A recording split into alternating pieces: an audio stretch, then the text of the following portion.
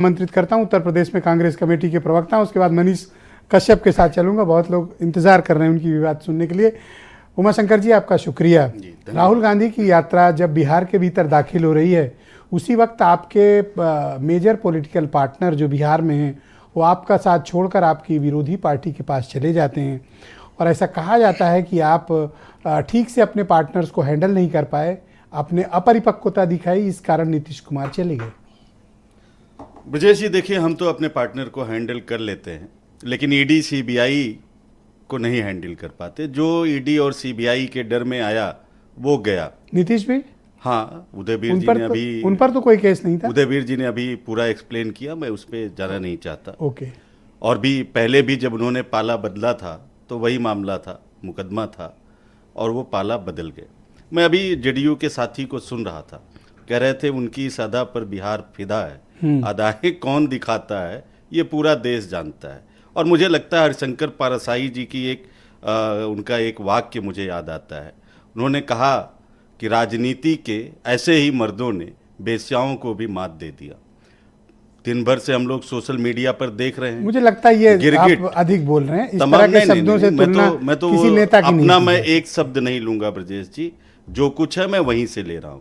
Social media पूरा भरा पड़ा है, गिरगिटान शर्मा गए हैं और वो नीतीश जी से ट्रेनिंग लेना चाहते हैं। ये सोशल मीडिया भरा पड़ा है, इसमें मेरा एक भी शब्द नहीं है। नीतीश जी की रीढ़ की हड्डी इतनी कमजोर है और लालू यादव जी और उनके परिवार की रीढ़ की हड्डी कितनी मजबूत है कि तमाम ईडी सीबीआई के हर दूसरे तीसरे दिन छापे पड़ते हैं और फिर भी वो परिवार पूरी ताकत के साथ मोदी जी की तानाशाही को खड़े होकर झेल रहा। और मैं तो तेजस्वी यादव जी की इस मैच्योरिटी को अप्रिशिएट करता हूँ। उन्होंने बड़ी विनम्रता से कहा कि मैं नीतीश जी पर कोई व्यक्तिगत हमला नहीं करूंगा, बिहार की जनता उनको वो मैच्योरिटी आप कब सीखेंगे? नहीं, हमारे पास तो है, हम लोग तो अभी आप जैसे शब्दों का इस्तेमाल कर रहे थे, मैंने कहा हमने तो ऐसे लगा कोई खिसियाया हुआ व्यक्ति है। नहीं, मैंने एक भी शब्द अपनी तरफ से किसी का भी हवाला लेके अगर कुछ बोलते हो। सोशल मीडिया तो भरा पड़ा। आपने 3 बार कहा ब्रजेश जी कि बड़ी बदनामी हो रही है नीतीश जी की, जिसको सुशासन कहा जा रहा है, उनको किन किन शब्दों से नवाजा जा रहा है। और क्या मैं भारतीय जनता पार्टी ने जो विश्लेषण नीतीश जी को 2022 में दिए, क्या मैं उन पर आऊं? और अमित शाह जी की ही बात कर लीजिए, सिर्फ नीतीश जी को ही पलटू राम कहना उचित नहीं है। याद करिए अमित शाह जी ने क्या कहा था। उन्होंने कहा था अब नीतीश कुमार के लिए हमारे दरवाजे हमेशा के लिए बंद, और दरवाजे खोल दिए। तो देखिए, ये दोनों एक ही जैसे। देखिए, मैंने डिबेट ओपन की तभी कहा कि राजनीति में विचारधारा पीछे की चीज है, पॉलिटिकल इंटरेस्ट मायने रखता है। उनका मिला, वो चले गए।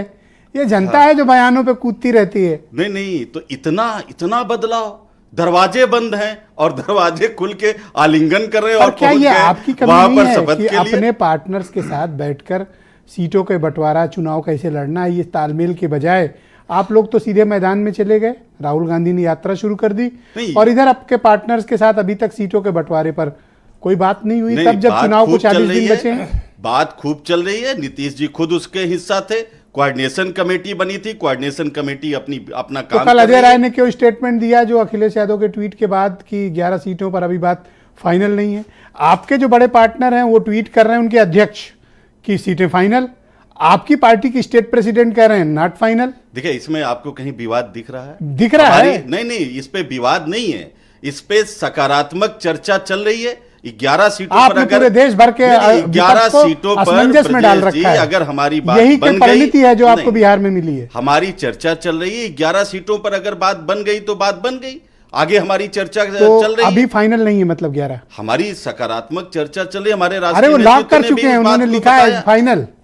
फाइनल जब हो जाएगा तो आपको सबसे पहले पता चल जाएगा। बैठे आप पूछ लो, तो सामने बैठे हैं। हाँ, ये तो बल्कि देखो, इत्तेफाक से ये कि जो सीटों का निर्णय होना ये खुद ही शामिल है। हाँ, तो वो जानते हैं और उन्होंने आपके सामने तो ये कहने को तैयार है कि 11 फाइनल है। इनके अध्यक्ष ने ट्वीट किया है और अभी वो स्टेटमेंट बदला नहीं है। मैं स्पष्ट कर दूं क्या? 1 सेकंड रुक जाओ। हाँ,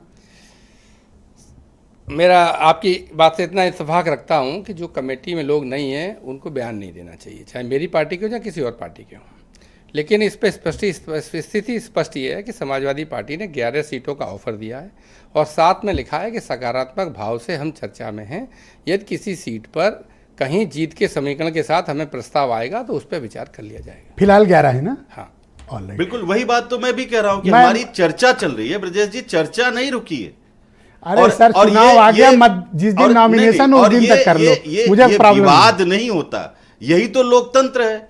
ये थोड़ा ही है कि वो अरुण अनुप्रिया पटेल को बोल देंगे कि नहीं लड़ना है तो वो खामोश होके लड़ जाएंगे। हिम्मत है तो बोल के दिखाए मैं कोई। मनीष